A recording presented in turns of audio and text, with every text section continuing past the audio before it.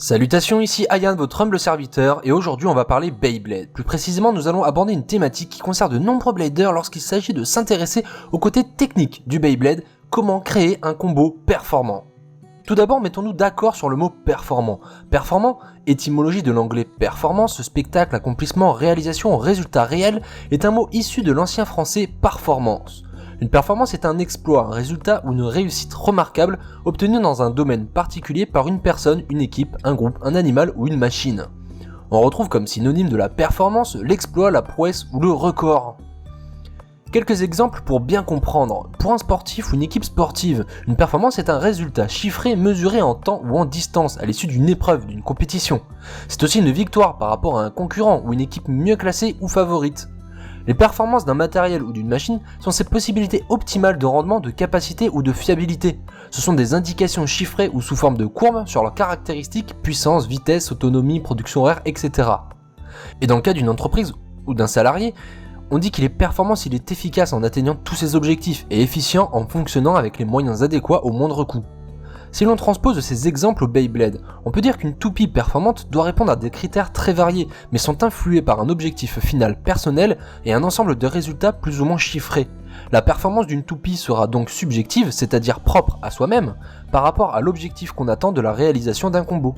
Mais il sera possible d'utiliser tout ce qui n'est pas subjectif, comme les chiffres ou les résultats, pour vérifier la performance technique d'une toupie et appuyer la pertinence de celui-ci pour l'objectif donné. Donc, pour obtenir un combo dit performant, il va falloir se poser les questions suivantes. Quel est l'objectif de ce combo ? Et quelles sont les mesures que l'on va définir pour chiffrer les performances de notre combo ? Et la dernière question, quel sera le seuil de ces valeurs permettant de répondre à l'objectif ? Il est important de se poser ces questions dans l'ordre, car en fonction de l'objectif, les mesures seront forcément différentes. Il est possible d'aller très loin dans l'analyse ou la conception d'un combo dit performant, mais je vous conseille pour commencer de faire au plus simple. Un objectif qui soit clair et réalisable, avec des mesures accessibles telles que la durée de rotation, le nombre de victoires, le nombre de défaites, le nombre de spin finish ou de burst, la synergie entre les pièces, etc. N'allez pas me dire que vous voulez créer le combo le plus puissant de la planète. Non. Pour vous apprendre à réaliser un combo performant, je vais réaliser dans la suite de la vidéo un combo en vous détaillant étape par étape chaque point à prendre en compte. Rien de mieux qu'un exemple concret pour mieux comprendre comment faire. Je vais également chapitrer la vidéo pour chaque étape de conception d'un combo, ce qui vous permettra d'utiliser la suite de cette vidéo comme une ligne directrice pour vous-même créer vos propres combos. Étape numéro 1, définir son objectif. Je possède actuellement une Ranzer Spiral de la marque Hasbro qui me plaît énormément. Le souci c'est qu'en combo d'origine elle burst très facilement. Même très facilement. Mon objectif est donc de réduire un maximum son taux de burst, mais sans pour autant dénigrer ses autres statistiques comme l'attaque, l'endurance et la défense. Étape numéro 2, définir les mesures chiffrables de performance par rapport à l'objectif. Nous devons maintenant poser les chiffres qui nous serviront à définir le taux de performance à atteindre pour dire que notre objectif est atteint. La première chose à faire, qui est très importante, c'est de se fixer le nombre de tests que l'on va faire à chaque fois pour obtenir nos valeurs concrètes. C'est important car ce sont ces chiffres qui vont définir nos taux de performance. Dans le cas de mon exemple, les tests vont être des battles, car c'est le meilleur moyen de tester le taux de burst d'un combo. Je vais définir le nombre de tests à effectuer à 30, ce qui signifie que pour chaque test, je devrais les faire 30 fois. Plus votre chiffre est grand, plus cela vous prend du temps, mais augmente également votre précision. Il faut donc choisir en fonction de votre objectif personnel, et se demander s'il mérite 100 tests à chaque fois ou seulement une dizaine. Je vais donc prendre les différentes parties de mon objectif et les découper en morceaux. Et ensuite, je vais leur définir un taux subjectif qui me conviendra pour satisfaire la réalisation finale de mon combo. Mon objectif principal est de réduire le taux de burst. Je souhaite donc me dire que je voudrais un seuil de 15% de burst. Comme j'ai choisi d'effectuer 30 tests à chaque fois, cela signifie que je souhaite que mon combo ne burst pas plus de environ 4,5 fois. Donc sur mes 30 battles de tests d'un combo, je dois réussir à ne pas burst environ 26 fois. Mon objectif secondaire est de ne pas négliger ces statistiques globales au détriment de la réduction du taux de burst. Pour cela, je ne vais pas tester en détail les performances au combat comme l'attaque, puis la défense ou l'endurance, mais plutôt prendre un résultat d'ensemble en me fixant un taux de défaite de 20 à 30%. Et afin de pouvoir tester correctement diverses situations, je vais utiliser plusieurs adversaires axés sur divers types. Toujours pour être dans le concret, il faut définir des valeurs, soit 30 tests de combat et 3 types principaux que je choisis, attaque, défense et endurance. J'exclus exprès de mes tests les types orientés équilibre, car je souhaite tester les performances sur des types dits forts dans leur orientation. C'est donc un choix purement personnel que j'estime comme juste et pertinent pour atteindre mon objectif. Donc 10 combats contre chaque type avec 3 toupies différentes pour chaque phase de combat. Bon, là j'ai dû en perdre quelques-uns, alors voyons un petit récapitulatif sur les taux que je me suis fixé pour mon objectif secondaire. Je vais pour chaque combo effectuer 30 combats, dont 10 combats avec 3 types attaques différentes, 10 combats avec 3 types défense différentes et 10 combats avec 3 types d'endurance différentes. Sur l'ensemble de ce test, je dois gagner au minimum 21 combats sur 30 pour être dans ma fourchette des 20-30% de taux de défaite. N'oubliez pas que vous pouvez aller plus loin avec plus de tests, ce qui améliorera la précision de vos données, mais il n'y a rien d'obligatoire, à vous de définir vos propres taux. Voilà, c'est tout pour la partie numéro 2. Vous prenez donc bien conscience que c'est une étape cruciale puisque c'est là que vous déterminez les paliers de valeurs concrètes pour définir la réussite ou non de votre ou vos objectifs. Étape numéro 3, analyse des pièces et constitution des synergies. Maintenant que nous avons défini nos tests, il s'agirait de savoir qu'est-ce qu'on va tester, n'est-ce pas ? Eh bien nous passons donc à l'étape numéro 3, qui va en grande partie consister à analyser les pièces en votre possession et les différentes synergies possibles et réalisables de vos combos, pour ensuite mettre en application les tests basés sur la conception et la réflexion de l'étape numéro 2. Attention, c'est très important de bien avoir en tête ce que je vais vous dire maintenant. Comme nous l'a démontré notre cher ami Castiel, il existe un nombre infiniment grand de combinaisons possibles dans le monde du Beyblade, et il est évidemment impossible de tout tester. C'est pourquoi la force d'un blader à créer un combo performant réside dans l'élaboration d'un combo avec les pièces dont il dispose, en compensant le fait de ne pas avoir toutes les pièces par une bonne analyse de celles qu'il possède et leur synergie.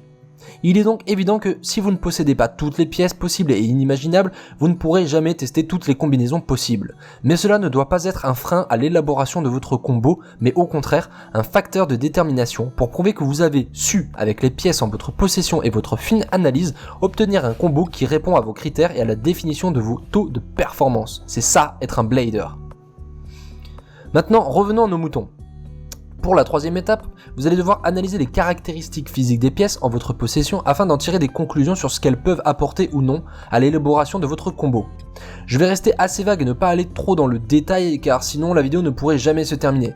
Mais je vais vous donner un exemple pour ma situation. Je voudrais comme objectif principal réduire le taux de burst. Je sais que ce paramètre peut se jouer sur différentes pièces, notamment au niveau du driver sur la dureté de son ressort par exemple. Je vais donc prendre mes drivers et les vérifier un par un pour voir où j'ai le meilleur ressenti. Mais sachant que je souhaite également garder de bonnes performances au combat sur l'aspect endurance, je vais exclure par exemple de mes tests certains de mes drivers d'attaque qui sont très peu fiables en endurance.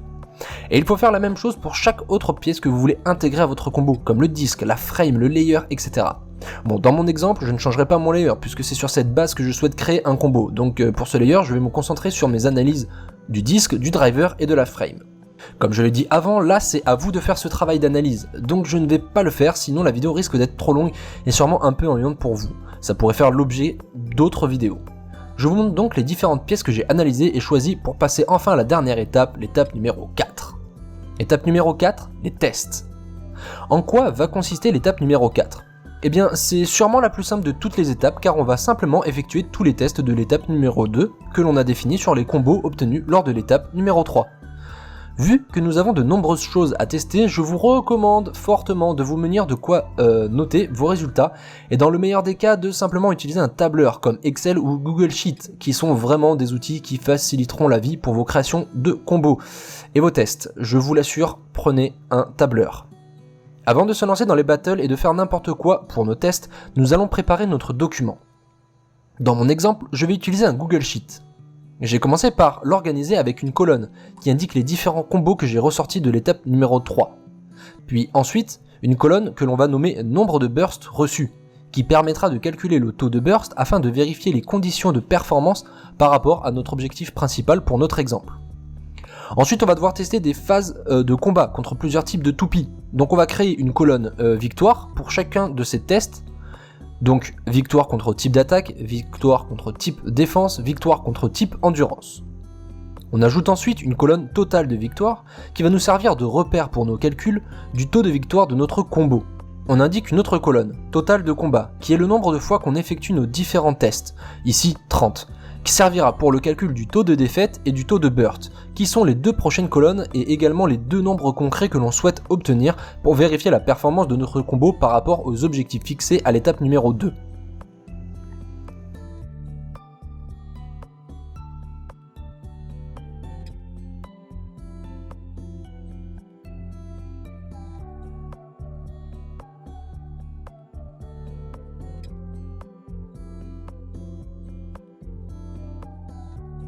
Et voilà, la mise en forme du tableau est déjà quasi terminée. Il ne manque plus que de créer les formules pour le calcul de nos taux afin d'obtenir nos valeurs objectives suite à nos tests. Pour le total de victoires, rien de plus simple, on va utiliser la formule de la somme des trois colonnes où l'on indiquera le nombre de victoires. Pour le calcul du taux de défaite, on va devoir faire le total de combat moins le total de victoires et on divise le tout par le total de combat. On passe ensuite la cellule en pourcentage afin d'obtenir un pourcentage de défaite de notre combo et vérifier si on est dans la fourchette de taux définie dans l'étape numéro 2. Et la dernière formule, ici pour le taux de burst, on va faire 1 moins l'ensemble du total de combat moins le nombre de bursts qu'on divise par le nombre de combats. Et on passe également la cellule en pourcentage, ce qui nous donnera aussi un taux qu'on pourra vérifier. Maintenant, notre tableau est tout beau et tout prêt à être utilisé. Il ne reste qu'à faire les tests de chaque combo, à reporter les résultats sur notre tableau et vérifier les taux obtenus. Ensuite, on les compare par rapport aux taux que nous nous sommes définis comme objectif de performance et le tour est joué.